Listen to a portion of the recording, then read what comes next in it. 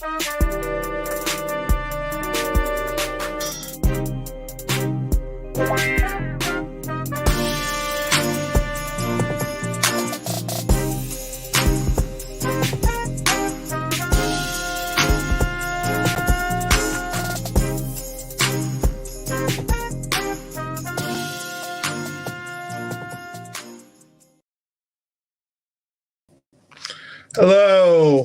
Welcome to Everyday Experts. I am your host, Sir Joker, Achille Joker, Bob, whatever. Agent of Chaos is a new one I liked more recently. I have a very wonderful and esteemed colleague who has taken the time out of her very busy day. She's peeled herself away from her newly wedded husband to make time for me, and I appreciate it. Um, she is many things, and what this is actually going to be probably one of the longest conversations that me and Jax have had. She is a therapist. She is LMSW. She's on her way to getting her C. She will explain what that means.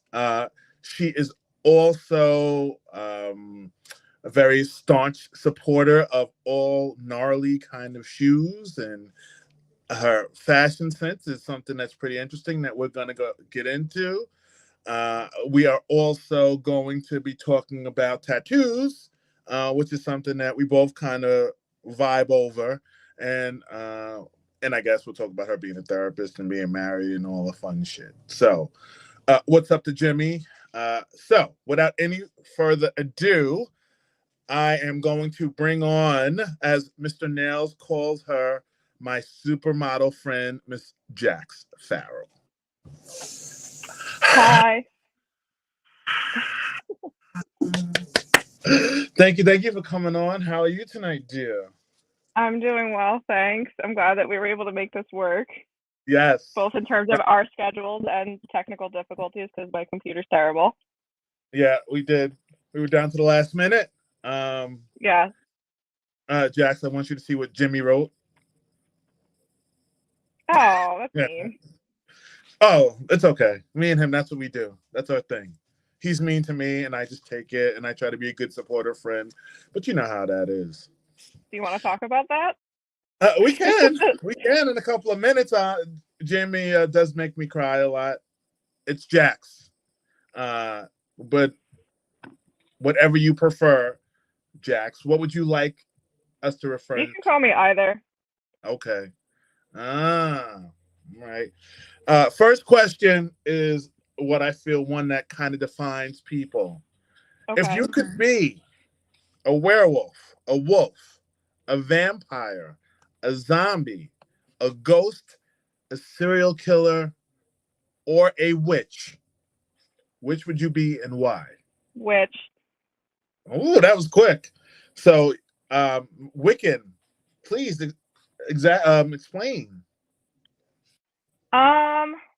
Okay, so it was werewolf, wolf. It was werewolf, vampire, wolf, zombie, ghost, okay, and serial killer. Okay. Definitely wouldn't want to be a werewolf because from what I understand of the lore, you don't really recognize when you're being destructive, and it kind of just like wreaks havoc on your life, you know? Like you don't even know what's going on when you're using your superpower, so it's not anything you get to really use for good. I don't want to live forever, so I don't want to be stuck in the in-between of the ether as a ghost, and I don't want to live forever and be bored out of my mind and be a vampire. And zombies don't have any consciousness as far as I know, so we might all be zombies, right? And what was the other one? Oh, serial killer. I don't think that I'd want to lack empathy.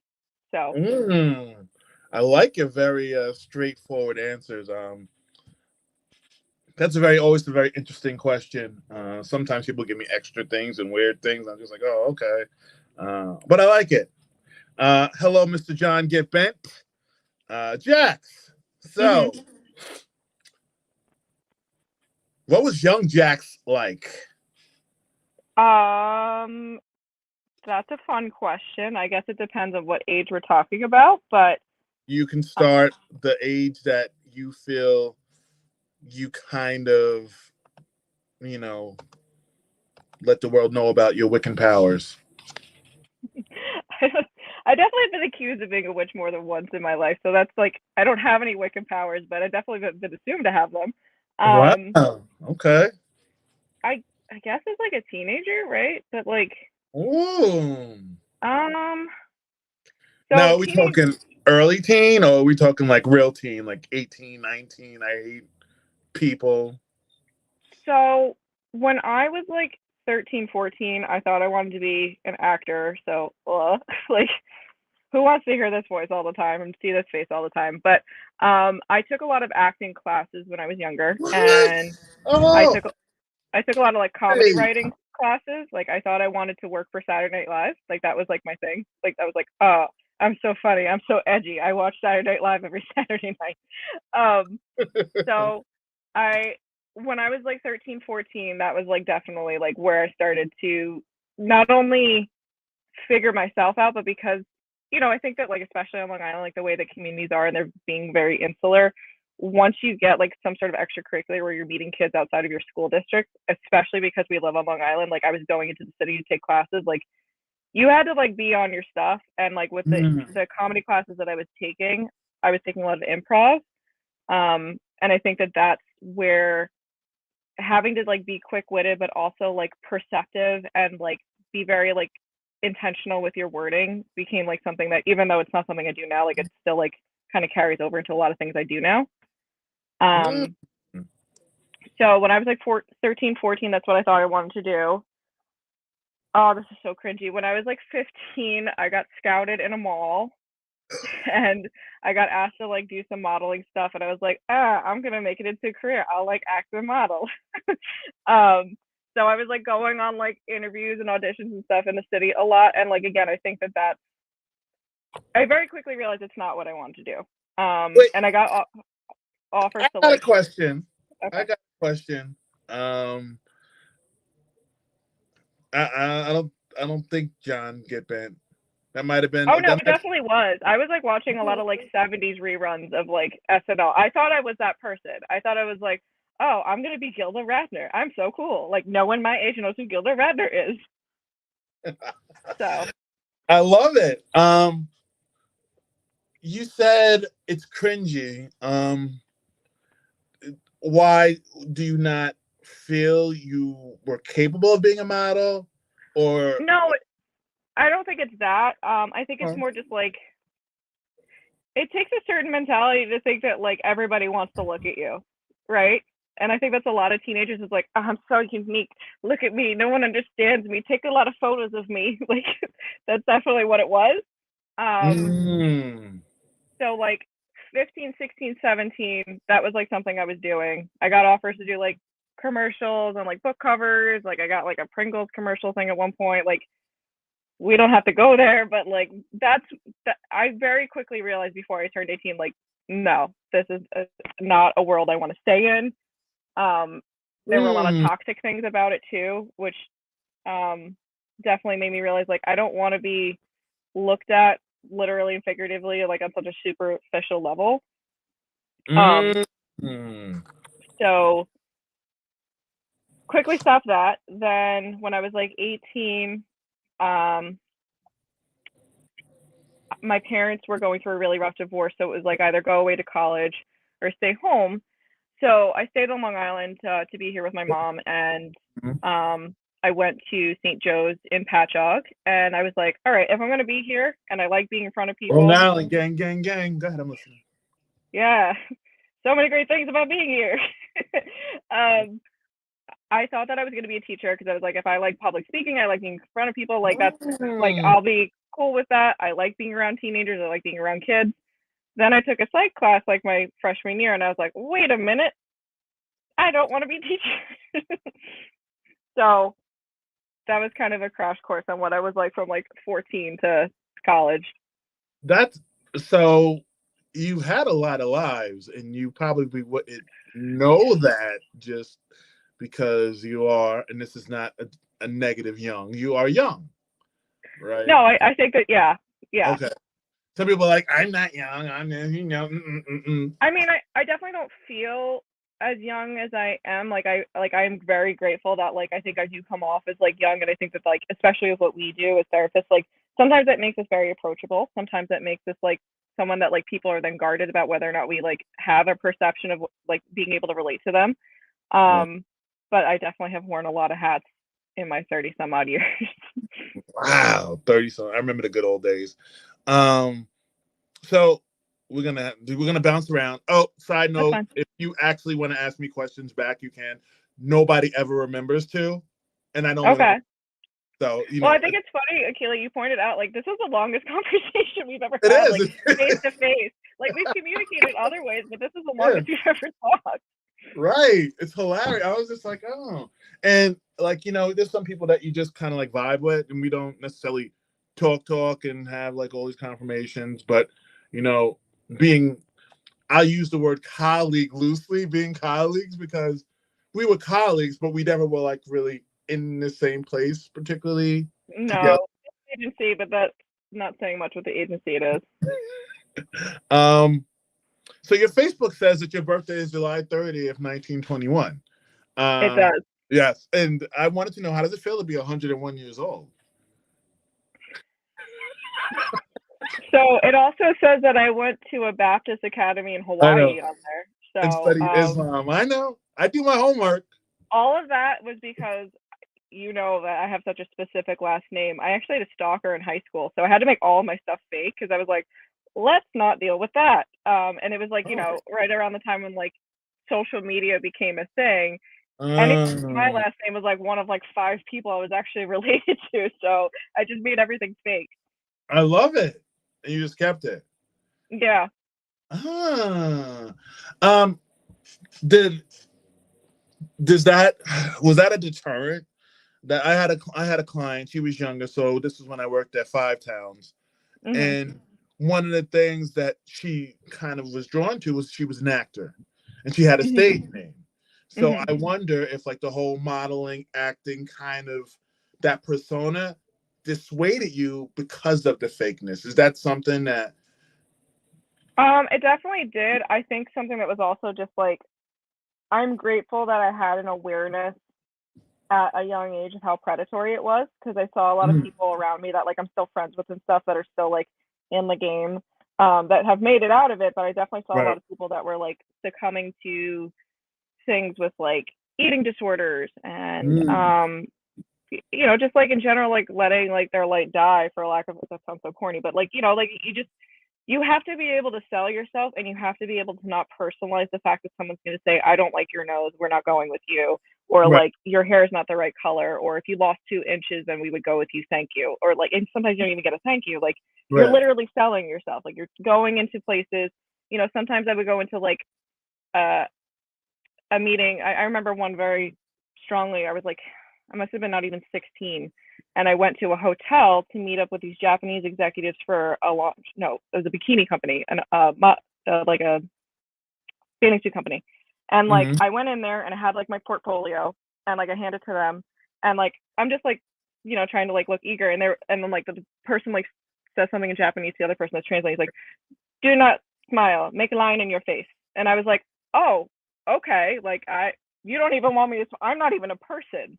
And like, you're Mm, technically really not like, you're just there to sell clothes. mm, But I think of like the fakeness of it and just recognizing that like, it wasn't going to be something that's fulfilling very early on, which I'm very grateful for, like really dissuaded me before like it ever became anything really serious in my life. mm. How far do you think you? Let's say you became the. I'm trying to think.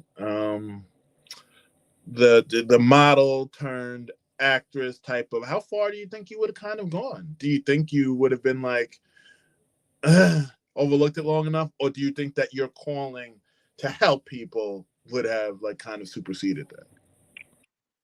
That's a good question. And it's definitely something I've asked myself before. When I was like further into it, I got offers to work abroad. Like I got offers to work in Paris and in Milan, and I feel like I sound so pretentious, and I don't want to.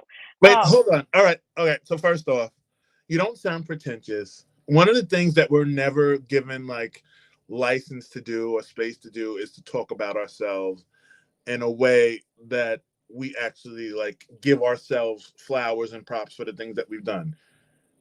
The things I that you've done appreciate are that. I important. recognize that, and I'm not good at accepting compliments, so I'm gonna move on.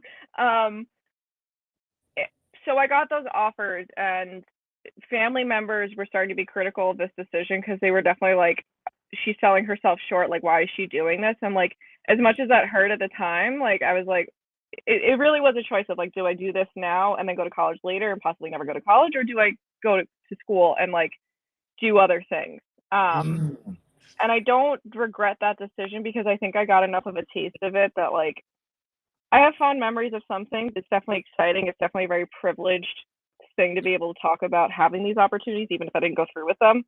Um, so I guess I like try not to spend time thinking about like the what if, because like, you know, I'm not the size I was when I was doing this because I was a teenager. And I think that's something that's very hard for anybody that's done it, where it's like, oh, I'm not a size 2 anymore. Like, yeah, you also became an adult. So someone said something. It must build character in a way. Ooh. Or just complexes about your appearance. Well, okay, so you know what Mr. Gitbent is said is it probably does build character because you're not talking about the the complex side. You're talking about the fact that it helped you recognize I it. mean, yeah, you definitely have to learn not to personalize things, say, and like these, they do feel like personal things when someone's criticizing your appearance and telling you you don't fit the mold quite literally for something. Right. Um, and I do think that like that was eating at me in the short period of time that I did it, and that was another reason why I was like, I can't, I don't want to, I can't keep doing this, and it's going to affect me. So, you know, I think I'm sure that there would have been things that I would have enjoyed about doing it more, but to like think that I would have been one in a million, that's like, you know, being in movies and stuff, like that's not. I feel like I've had, I'm more fulfilled by other things that I do now, and that's okay. Like I'm okay with the time that I spent with it and the time that I got out. Mm.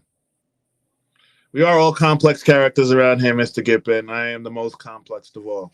Um, a question: when we Mhm. talk about, so let's say 10-year-old Jax, Mhm. 20-year-old Jax, 30-year-old Jax, so you could say however 31, whatever you are now, are at Mhm. dinner together. What Yeah. is that dinner like? The three of you together? 10-year-old me, 20-year-old me, and then me now. Yeah. Um, you know, it's funny because like something, because I see a lot of kids. Like I know that like the place that we worked at, like we only had adults. I see a lot of kids in therapy. That Mm-hmm. is a mindset I try to keep in the back of my mind, is like, what did 10-year-old me want or need to hear? So I feel like I'm in touch with that in a way. 10-year-old me and 20-year-old me probably would have not liked each other, but I like to think that like 10 and 20-year-old me would be like, okay, seeing me in their real time as the projection of the future. Um, Mm-hmm. but I think that, oh no, are we losing each other? No, I'm here. Hold I on. hear you. Oh Oh, geez.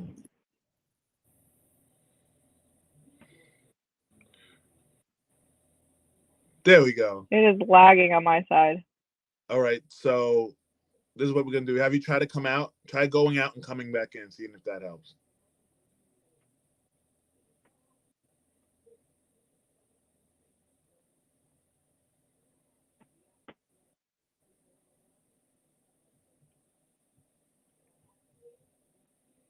Okay. Say something.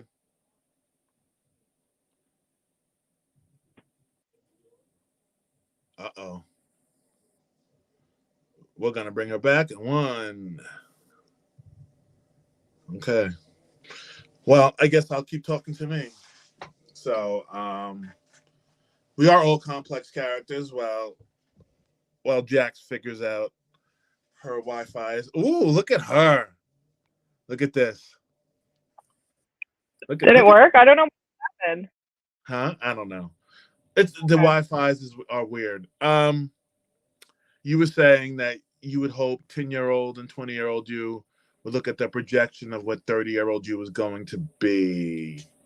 And I would hope, I would think and hope that they would be okay with that being their future. Like, I think that I try to think about my younger selves, because when I was 10, not to get too personal about my upbringing, although I don't have a problem with it, like my home life was just not, I consider myself privileged, and I'm grateful for the things that I did have as a child, but it was not an ideal upbringing, Mm.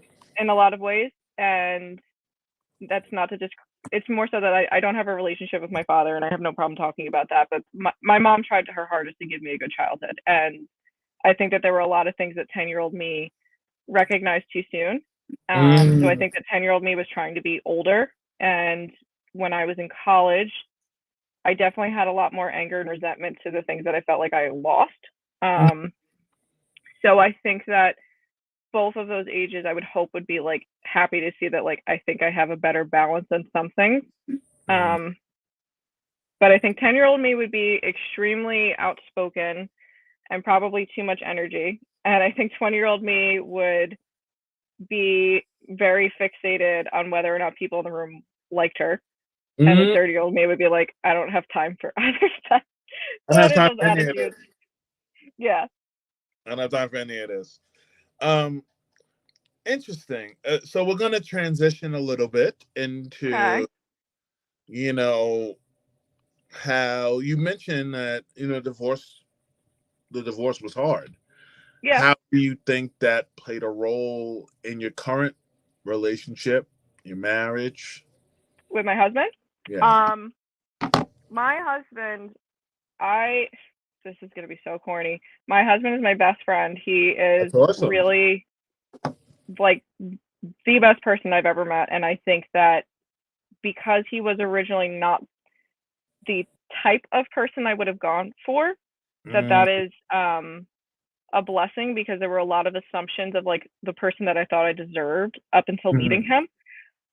I think mm, that my husband has really and continues to be like a person that grounds me and has helped me to recognize that like there are certain patterns that don't have to be part of a relationship that I thought were mm, just normal and, excuse me, healthy, because of the way I was brought up.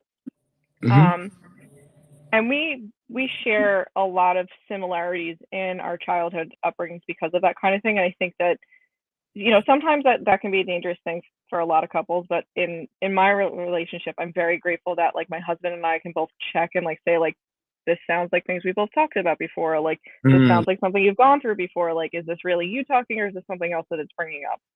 And mm. he's not in the mental health field. He works in construction, but he's really like the best person I've ever met. He's a I always say that he's the golden retriever and I'm the cat. So he's like very on and like very like 100 all the time, happy to see you no matter what he's doing. And I'm more like, I need 6 hours away from the energy, and then I'll come selectively to deal with you.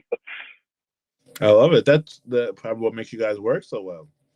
We Because are you're very not. complementary to each other. Yeah. Mm. Um, you said you don't have a relationship with your dad, and you can go into it as much as you want or not as much as you want. Is that choice? Is that his choice? Is that like mutual? Oh,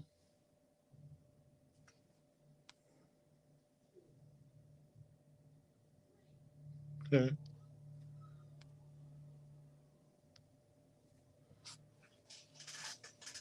Jackie, did you hit your camera?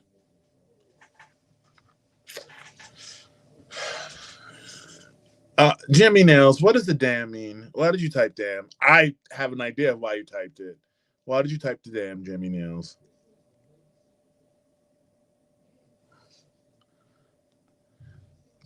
So, we have a fun month while we wait for Jax to return. We have a fun month in store. We have Ray is coming back um, next month. The guest of honor has returned. I don't know why this keeps happening. I'm sorry. It's okay. Uh, so the question was: is the the space or distance or no relationship with your dad by choice? Is it Yeah, mutual? Is it your choice, his choice? it's my choice. I have not spoken to him in almost 10 years. Wow, Yeah. that's a lot. How has navigating that been for you? It's painful. I won't act like I'm like past it or anything. I think that something that I tell a lot of my clients is that like anger is not innately unhealthy. It's how you express it. And for me, like I don't share this, but like for me, anger is just the way that I fortify a boundary on someone that I know can't keep them healthily if they were closer to me. Um, Mm. and he is just not a person that I feel like would respect my choices as an adult, would understand a lot of like my mentality, like a lot of the person that I am now is because of and in spite of the things that he's put me through. Mm. And like I'm grateful for that. I won't say that he was like I don't want to paint like him as like an entirely bad person, but I think and I don't like to play like armchair psychiatrist and diagnose people in my personal life, but I definitely think that it's always a struggle to be a child, even as an adult, of someone who has narcissistic traits. And especially on Long Island, I feel like there's like an archetype of like old school Italian men that Mm. doesn't necessarily match up with how I try to perceive myself. Like it just doesn't jive. Doesn't jive. Yep, I Um, got you. I don't wish him ill or anything, but like we're just two people that can't. We don't Come. hold the same values. Mm. Mm. Like for instance, when he found out that I was going to grad school for psychology, he said that he felt that it was time enough that someone tell me that I settle down and get married instead of doing this nonsense. Oh, And I was wow. like, all right, well now I'm definitely gonna keep going. Has his beliefs driven you? Has that been a driving force for you? Oh yeah, I think that like something that like my dad was. I say was I would hope that this has changed, but I don't think it has. Like my dad was incredibly racist and misogynistic my entire childhood, and Mm. tried to ingrain certain attitudes, like didn't want me to be friends with kids that weren't white, and didn't want me to be friends with kids that weren't Catholic, didn't want me to hang out with the kids that I was naturally inclined to just want to hang out with because I didn't care about that.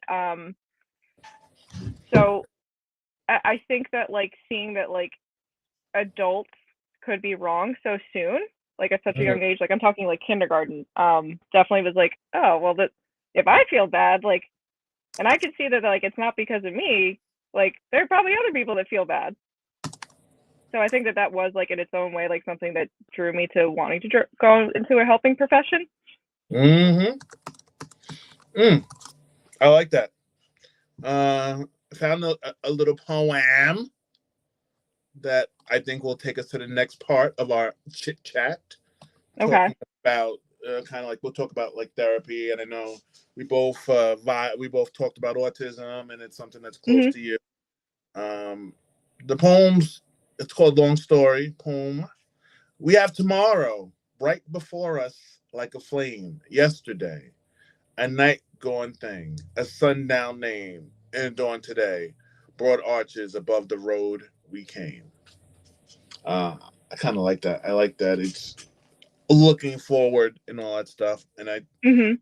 I do think that most of us that are in the reapy field have things that push us. You know, have things that are like a catalyst to you wanting to spend your life listening to people complain, and listening to the kids just be overwhelmed with life. And since the pandemic, it's worse. Yeah. How did you get into therapy as opposed to teaching?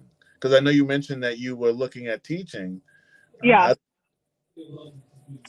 So I I mean I have no problem talking about this. I started going to therapy when I was like 13. And I like so I had an awareness of what it was like pretty early on, and then like as my parents separation and eventual divorce went on, like it was something that like the courts wanted us to go to, and my mom was definitely like totally on board for. So I had an awareness that it was like an option in the future from like an early age. So I thought I wanted to be a teacher. I thought I wanted to be an art teacher. Took some of the classes to do that, and then like I said, I took a psych class. And I think that reading certain theories and seeing that like there were other like people who thought about like pain and suffering the way that I did that was from a non-religious background was like very eye-opening for me. So I went through undergrad. I thought that I wanted to do like clinical psych and do assessments, but then I got into the social work program at Stony Brook. And I knew like as soon as like I got into the program that like counseling was going to be like the direction I wanted to take. Before I graduated, I got a job at a local nonprofit. So they hired me before I graduated. Was not related to therapy, but it was related to working with disenfranchised children and their families. And I felt like that was like the best use of my time. Like, let me be as giving as possible. You and I both know that working in nonprofits is pretty predatory of its employees. I got up to like a middle management, like administration kind of position, and I was completely burnt out. And I knew that I wanted to get back to like directly working with people. So I found a part-time job at a clinic, a drug and alcohol clinic, and I've been doing different forms of therapy since. Did you have your KSAC or no? You just kind of. So the part-time position that I had, like it would have taken me like 8 years with the amount of hours that they were willing to give me, because it was a town-run clinic, so they were pretty stingy on the hours. So then I was working part-time there, and then I started working full-time for another Article 31 clinic, and then the pandemic hit like a year later. Wow. And I started working at the agency that you and I were at, and I've been in private practice for about the last 2 years. How do you like working at private practice as opposed to working in like I won't say corporate because it's not really corporate, more like the agency kind of structure? So I feel like there are pluses and minuses to either, right? But I definitely feel that like for my own professional growth, staying at an agency was just not. I think that it's important for everyone who is going into this field to have to work in a position like the place that we've worked, because it forces you to like really come to terms with any sort of implicit bias that you have about like the type of disenfranchised people that you might encounter. That being said, the level of burnout you get. Let me type that down. Go ahead, I'm listening. I'm typing down implicit bias.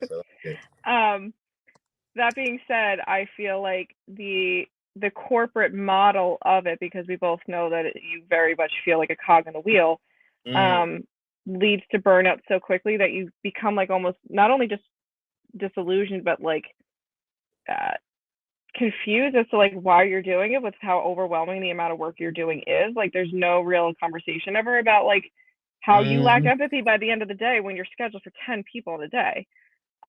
So although there's like arguably like the job security in working in an agency like that, the pay is awful and the burnout is real. So private practice, I feel like, is it's just like an inevitability for anyone who's not going to be in an administrative role in a place like where you and I came from. And I really do enjoy the freedom, the type of clients that I can choose or choose not to see. The only thing that it kind of makes me feel like, I don't want to say guilty, although sometimes it does feel like guilt, is like the cost. Like I firmly believe that mental health should be something that's a universal asset to everyone, but we both know that insurance doesn't let it be. And it shouldn't just be that the people who can self-pay have the right to have their emotional needs met by a professional. You're right. I don't feel bad about the pay, but you're right. Right. Right. Oh, wait. Do you think the barriers to degrees and qualifications are too much to provide enough positions to serve the demand of your service? I don't know if I understand the question, although I do think that there are institutional barriers and systemic racism is alive and well in any sort of higher position of education. So if we want to go there, then yeah, there's definitely a lot of systemic issues when it comes to higher education. So I do think that there are barriers there. I also think that the field of mental health, especially on Long Island, is incredibly whitewashed. I would love to see that I have more diverse colleagues to refer clients that I don't look like to people that they can relate to more. Not to say that I can't, but I would just love to see that I could refer my people of color clients to people that might be able to speak more to their lived experience and have a greater capacity for empathy for their challenges. So I think that I answered the question, but yeah, I do think that there are some barriers to getting the degree that don't necessarily have to do with yes, the finances, but I think there are also larger issues there. No, yes, there are systemic issues. With that said, I don't want just anyone tinkering in my head. See, Michelle. Okay. Yeah. I mean, so I don't know if Akila, you've seen this, but apparently there's word going around that in the social work field that they're looking to do away with the licensing exam because there is a national shortage of mental health providers, and that worries me. I do think that licensure exams can act as a form of gatekeeping, but at the moment I don't see what the other way to weed out people that are just leaving grad school is. So I'm going to touch on both questions. Mr. Gippen, I think that there are barriers to the degrees and qualifications, but I think they're necessary barriers in degrees. Is it hard to get into some programs? Yes.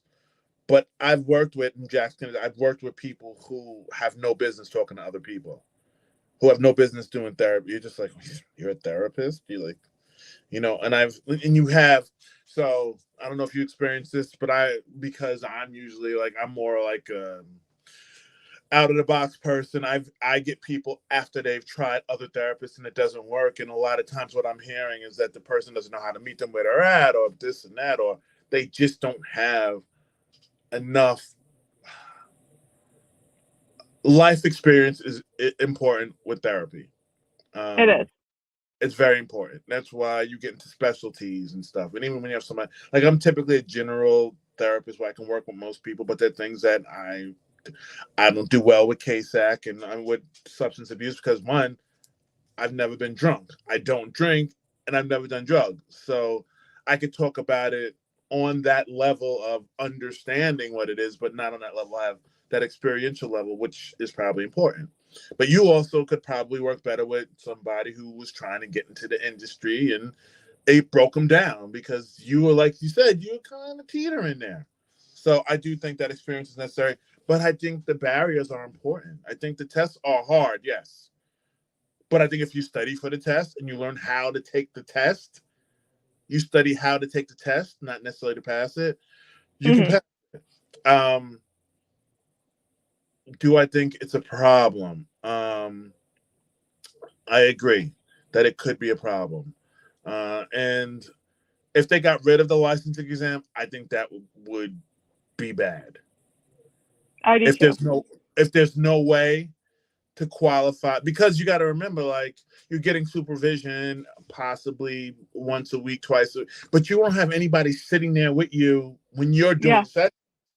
You have to learn on the fly. And a lot of times I'm just like, oh, they're letting me talk to people. And whether I'm confident, I know what I'm doing. Yeah. But this is also me 20 years from when I got my degree almost. So I didn't know if you wanted to comment on what I said. I no, I completely hear you. I think that the issue is that the steps that it takes to become a therapist at the moment without the lived experience, the steps to qualify to go for the experience, right, to have the experience of being in the chair, it's not an equitable approach right now in education. But I do think that the person that I was when I left grad school would not be anywhere near successful as I am now as a therapist. Like, would not have been able to answer a lot of things. Would not have Yeah. known how to like think outside the box of certain situations. Would have just been concerned about like how am I documented that I taught this person coping skills. So. And that's probably one of the, and that's what's funny. That's probably one of the things I never talk about really. Like I talk about it indirectly. I never say, "Oh, how do you feel about that?" Like stuff that's stereotyped because a lot of it, therapy has a very much. I believe, and I don't know how you feel. You can answer this question. I believe that you are a therapist innately, or you're not.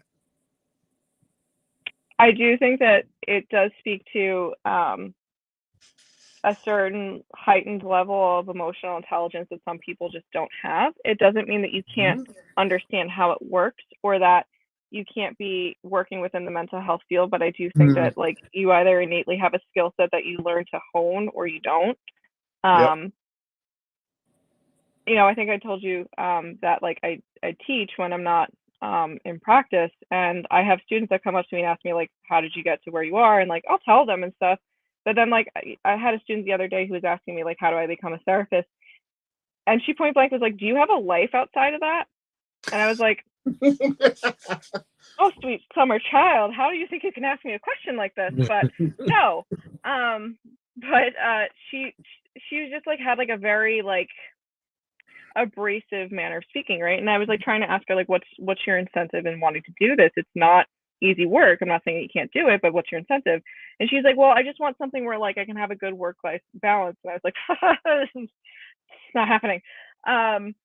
But also she was like, I don't really like large crowds and stuff, so I thought that maybe I'd be good at one-on-one work. And I was like, do you really enjoy working with people? Like, do you enjoy engaging in conversation? She's like, well, I just thought that it'd be good that it's like, I'm only talking to them for like an hour at a time. And I tried to like tell her then you don't really want to do this. If you're looking to like minimize it from the get-go without even starting it, then you don't want to do this. And people don't realize one of the hardest things to do is to stay on topic, talk to somebody for an hour straight. One of the hardest things to do. I submit to anybody. I work with teens too, and I'll stop at like 10, 11. Try Mm-hmm. talking to a 10-year-old for more than 20 minutes about something that's not like Roblox or something like that. It's That's not the easy. other thing that I think we don't ever talk about as therapists is like, how do you stay like socially relevant? Like I see a lot of kids, and I do see kids under 10. It's like I got to know what Roblox is. I got to watch Bluey to have some understanding of what that. I got to be okay with like getting dirty and having things like thrown at me and like snot on me sometimes because Yeah, like kids just have no understanding of personal boundaries sometimes. But like those are the things you have to be able to do and have comfort with if you're going to build trust and rapport with a kid that needs to talk to an adult outside of their household. exactly. And I think it's interesting that idea is um that you have to be able to relate to the kids. Like you have to. I'm sorry. You have to find a way to relate to teenagers and they're and all of this stuff and they're lit and facts and cap and all of that stuff. You have to be able to have a conversation because some kids just don't talk in Yeah. anything more than abridged language. Yeah. Yeah. Um, let's see. This is really important. It took me 15 years of then Phil was talking down to me, especially when it came to my addiction. It's hard. Some therapists just don't get it. They don't. I'm sorry. And I'm not knocking therapy as a whole, but Jax, you can, push back and say what you feel too. But some just don't get it. Um, so we can start talking about the neurodivergence if you would like. Me and Jax, well, she's going to help contribute to my book on autism. The tentative title is Divergent. And I do feel that autism is a big part of what I do. My brother's autistic. My son's autistic. I've worked in all levels of with autism. I have clients, Let's see. I guess she's going to come back in a minute. I do think they need to make space for neurodivergent people. Um, it's okay. So, Autism is as much a part of humanity as is the capacity to dream. Kathleen Seidel. First of all, Autism Awareness Month. Your thoughts? How did you fall in love with autism? Shoot. My younger brother has what we would previously call Asperger's syndrome. Mm-hmm. And when I was working at that nonprofit, I dealt a lot with the neurodivergent kids and tried to. So the place that I worked was like we ran after school programs among some of the services that we ran, and the kids that were typically referred to us were the kids that had behavioral issues, and kids with behavioral issues oftentimes are neurodivergent. So I was coming up with Mm-hmm. programs to teach our case managers and teach our staff and teach our adult mentors how to deal with that and what it is, and trying to make things more comfortable for the kids, trying to explain to parents like what sensory overload is, like how like you can be more supportive to your child so that they aren't presenting with these behaviors that you seem to feel are an issue, understanding that not all of those behaviors are an issue and just a way of expressing ourselves. I then did ABA for a couple of years and absolutely hated it up until the pandemic. So that was Mm-hmm. another part-time gig that I had. And that's an extremely problematic and dangerous thing for children with autism. And now I see not a large amount, but a sizable amount of my caseload in private practice falls somewhere in that neurodivergent spectrum. Mm. Um, I find that one of the things that is sorely lacking. I think ABA, if it's done correctly, is okay with teaching certain skills, like ADL Mm-hmm. skills and stuff like that. Yeah. But the the ABA tech has to be plugged in, and they also have to be um, flexible. They have to be flexible with. Yep. You can't. You can't just come in and run tasks and do that for 15 at a time. It's a person. Yeah. And I think that gets lost with ABA, and that's why I'm not a huge ginormous fan of ABA. Um, but I see. I mean, I think they're trying to change it. I get a kick out of people who don't conform to society. Perfectly consider the case. Yes, I agree with you, Mr. Gippen. So you're going to contribute to my book that's coming up. Mm-hmm. And I think that's cool. So what do you like to bring to, what do you think you bring differently working with somebody with autism than is what Well, typically done? so I see kids and adults that have autism. The A in ABA, the last A is analysis. I see the question. So I think what I bring is, how do I say this? So a lot of times when I have clients that I acknowledge or like know from their intake are on the spectrum, I Mm-hmm. ask them over the phone during or by text, depending on how we're booking the appointment, like what their sensory issues are so that I can prepare my room for that. I also like, even if they're adults, like have like in proximity to where they're sitting, different fidgets. And I also ask Mm-hmm. them like in the first meeting how they feel.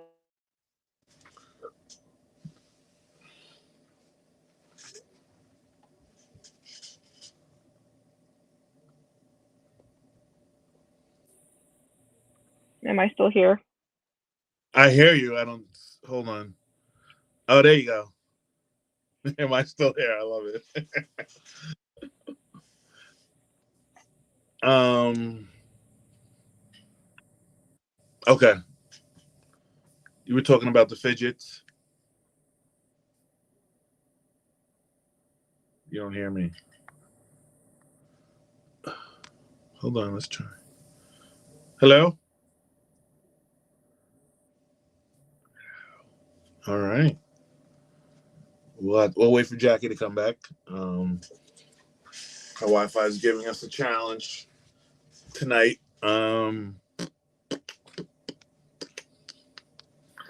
So fidgets near them. It's okay. Yeah, I try to make sure that there are different kinds of fidgets like near their seat. 'Cause I have like a little side table in between different chairs. I let them choose whether or not we're sitting in the chairs, if we're sitting on the floor. Mm-hmm.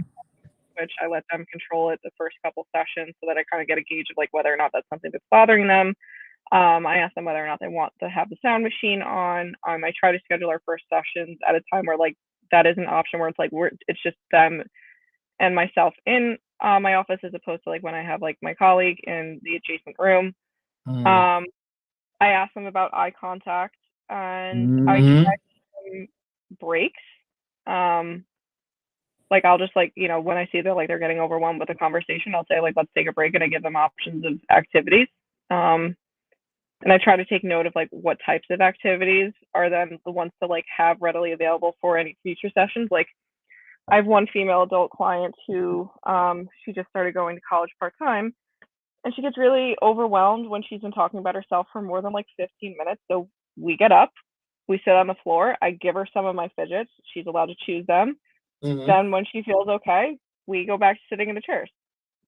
Probably some other clinicians would say that that's not utilizing the whole clinical hour effectively, but that's how I help her to know that like I'm not just here to like go rotely through a list of things for those Mm-hmm. 45-50 minutes with her. Mm-hmm. And I think that's one of the biggest things, because meeting somebody where they're at, because I feel like unfortunately the school districts, and we talked about this a little bit, the school districts just aren't strong. I'll say that Nope. with managing, even if you have an IEP, a 504, if you have that, they're not implementing it. They're not using it. They're Nope. not trying to do it. And then you're having our kids suffer because, you know, they, I can't sit down and shut up. No, no, no. Yes, we like forcing people to talk though, when they're uncomfortable, Jimmy. You got to give it the program. Um, I do think that that idea of comfort and understanding is really important when it comes to therapy, and that a lot of therapists don't understand that you can't just do what you normally do. Yeah. You can't just be Yeah. like, oh, you, I have sessions with, I have a lot of teens that are on the spectrum. I have a couple of adults, and I know I'm not going to necessarily get, because if it was a normal 17, and I mean normal, like not, neurotypical, Neurotypical, yeah. yeah, 17-year-old boy, I'm not going to get an hour of talking out anyway. No. So that's fun. But yes, you should come on. Me and Jimmy are doing a show on Monday on neurodivergence. That's You, sh- exciting. you should come on. It's at 9 o'clock. I think maybe 9 p.m. 9 p.m. We can chat. Um, Okay. 1 hour is for billing purposes, Mr. Gippent. That's the structure we work under. I know a lot of people don't like it, but it is what it is. You're not going to talk to somebody for more than an hour. And a lot of times you'd be surprised if someone's really plugged in how fast an hour goes. Yeah, that's true. Do you see couples? Yeah. Okay. I see individuals. I see couples. I do vets. I see. I try to stay above 10, 11 sometimes. I'm getting a lot of kids that are ADHD actually now. It's Oh it, yeah.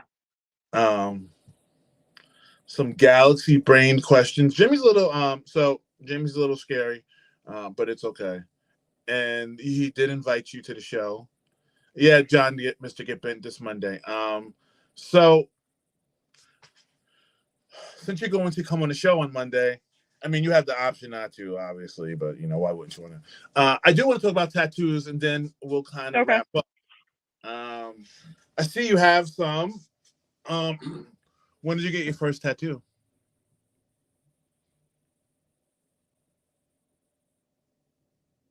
Hello? That pose is perfect, but I think she froze again. Um, what do you mean, Jimmy? You've seen me and my wife. You can't imagine me doing couples therapy.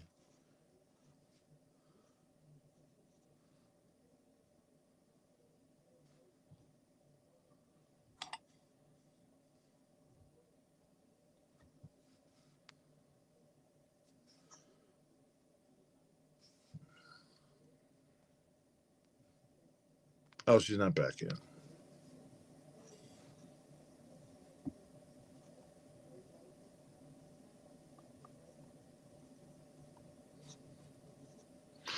Um. All right. So You were asking me about tattoos? I was asking you about tattoos. Wait, hold on. I think it must be a lot of do as I say, not as I do. And why would I say that in couples therapy? Jimmy, you don't understand. My personality in therapy in the session is a lot different. Yes, your first tattoo.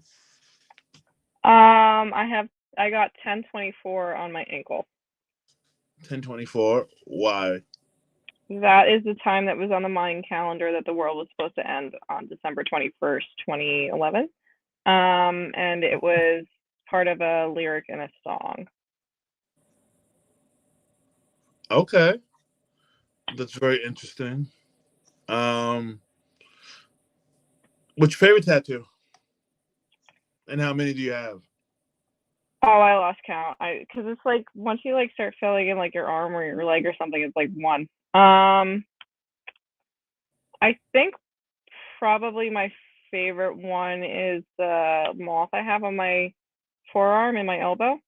Ooh. Um, and then yeah, I mean that was not my favorite one to get. The elbow ditch is not fun, but probably that one. Yeah. Okay. When do you have a plan for a next one? Yeah, I'm supposed to get some more flowers added to my leg. My friend's partner is a tattoo artist, Ooh. and he has done a bunch of stuff on my leg. So I'm filling up my left leg with different kinds of foliage. Ooh. Human is lead. Do you feel that you should have one artist or do you just go with the flow? Or do you want the best artist for the medium kind of thing? I I have like two people that I consistently go to. Mm-hmm. I had one person that I was also going to, but she moved. But I have two people that I consistently go to. So I have one person um, in Smithtown that I go to for things when it's just like just because like I want something that I've seen that he's done because I just like his artistic style. Mm-hmm. And then the other person that I used to go to, her style also matched up with just a lot of her flash were just like ideas of things that I had anyway, and she had worked on a couple of things for me. Um, but I most consistently see this one guy in Smithtown, and Nice. I don't think he has any feelings like about me seeing other people. Oh, interesting. I think some of them don't. Like I go to my one artist, and that's all I really go to. And she was like, "Oh, if you got like a gift certificate to somebody else or whatever," I was like, "Yeah." Because it's now we're at the point where I don't need to really like I could just give her an idea and like okay, Yeah, you just do what you need to do. yeah, like the person who did like this one has done like most of them Mm. at this point. So like I'll just be like, this is what I want, you do it, Ed. I will get it. Jeremy, you're not the only person that does anything on this earth except for be wrong. But that's neither here nor there. Um, you talk a lot about art. Do you have any artistic? I know you were taking comedy screenwriting. Is that what you said? And I Com- took a lot of improv classes, yeah. oh, how is that with the therapy? Does that help you? I definitely think so. So when I worked at that nonprofit with kids, I had my friend that I had taken the classes with because he's a professional like actor, um, come in and teach like a series on improv to our kids, and it was like Mm-hmm. really really successful. And I think that like I think improv can be a little um, annoying, but I think they're like the tenets of like being able to build off of other people's conversation, being able to read the room, being Mm-hmm. perceptive to like what the energy of the vibe is of a conversation, being able to deliver yourself in a succinct manner, and have it fit into the flow of like other people's dynamic. I think those are all things that Mm-hmm. fit into what we do anyway. Mm. Okay. I like it. So, um, He said, I imagine the ability to say yes and is actually very useful in therapy. Yeah, It is. it is. And and what does that mean, Jamie? What does that mean, Well, Jack? yes, and is like that's like the thing that like every improv class uses. Like that's the idea that you build off of everybody. Oh, look at you guys connecting. I don't like this. If you had to choose, well, do you like sing or dance or draw or anything? Why Um, that face? I don't know.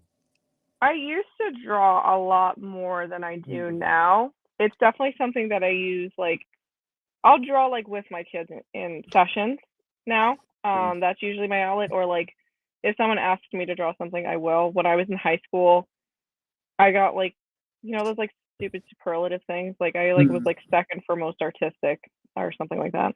Um, Oh, that's uh, it. I don't remember if it was like most artistic or like best artist or something like that. Mhm. It was definitely like part of an identity I had at a different point in my life, and that's why I wanted to be an art teacher. I don't make as much time for it as I would want to. And Mm, that's definitely something that I encourage my clients to do more of is like I think we definitely get in the habit of like if you are not someone who like gets a superlative or is not making money off of being creative, then you don't do it. mm, that's true. I think it's hard too. I think it's hard to just, kind of totally turn your brain off. I mean, I think I've gotten to that point where a lot of times when people are like, "Oh, are you analyzing me? Are you therapizing me?" No, I'm not. I turn it off most Yeah. of the time. I don't have the capacity to try to figure out um to figure you out when you're not paying me. I don't like this. Did he just? I don't know what that means, Jimmy. What does this mean? I don't know what that means either. Okay. I want to make sure he's in his own special world sometimes. So let's see.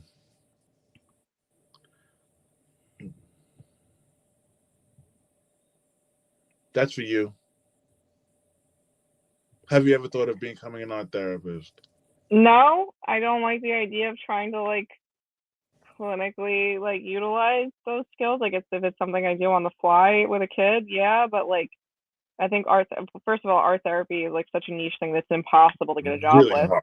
Yeah. Um, the programs are difficult to get into. I think that then like you're kind of ascribing to like a certain kind of art to like encourage your clients to utilize. I know art therapists and they're very good at it. Um, but no, I've never thought about being an art therapist. Yeah, you have to. Art therapy is really like, what's the best way? Like abstract.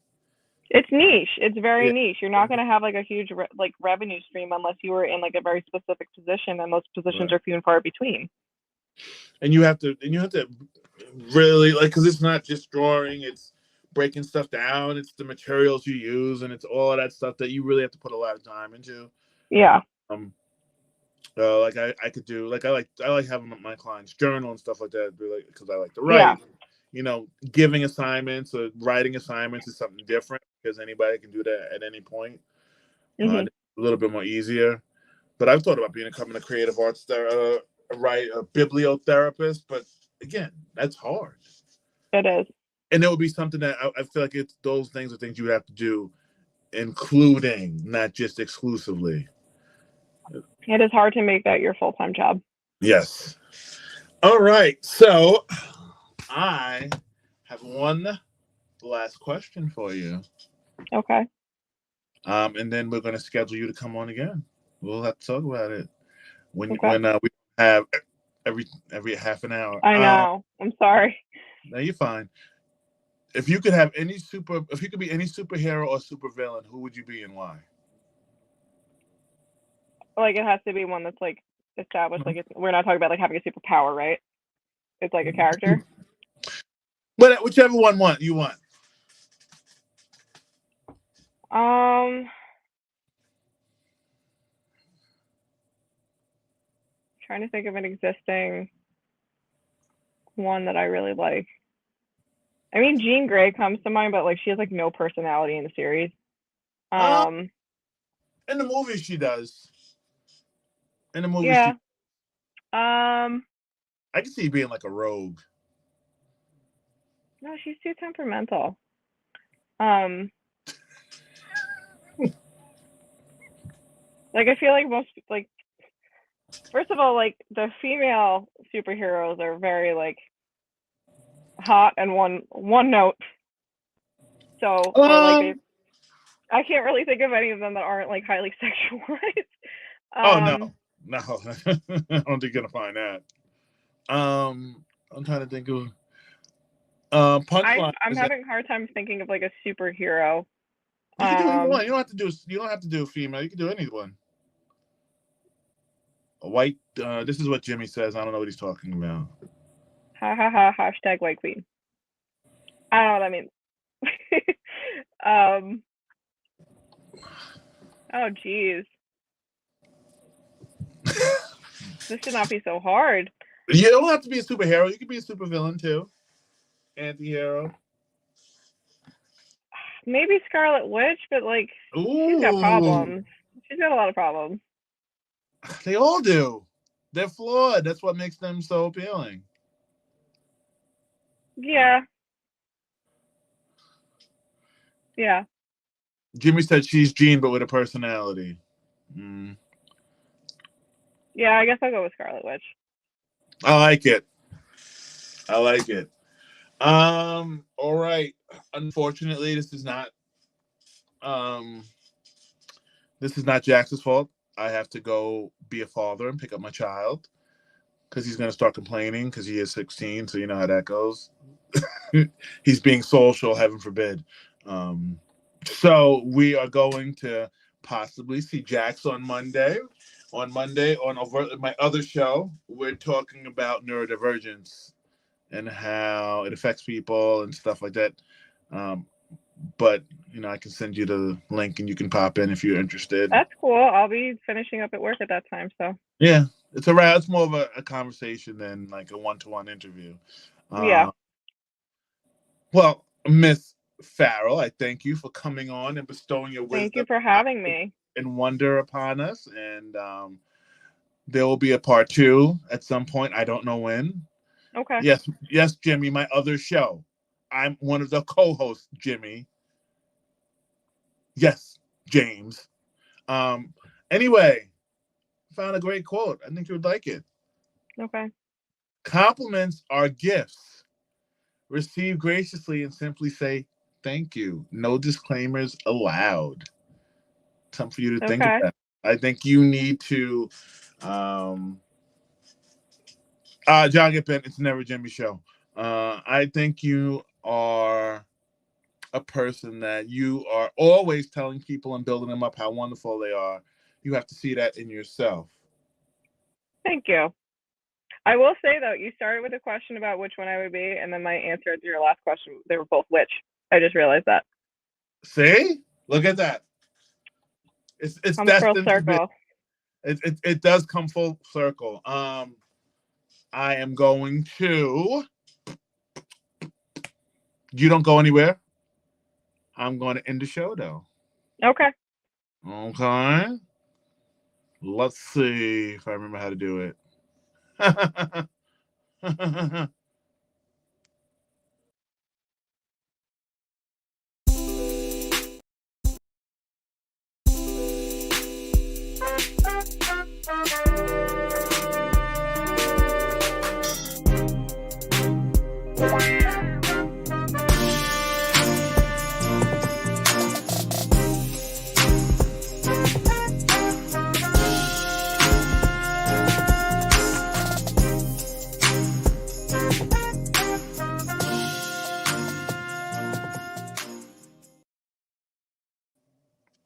Joker out.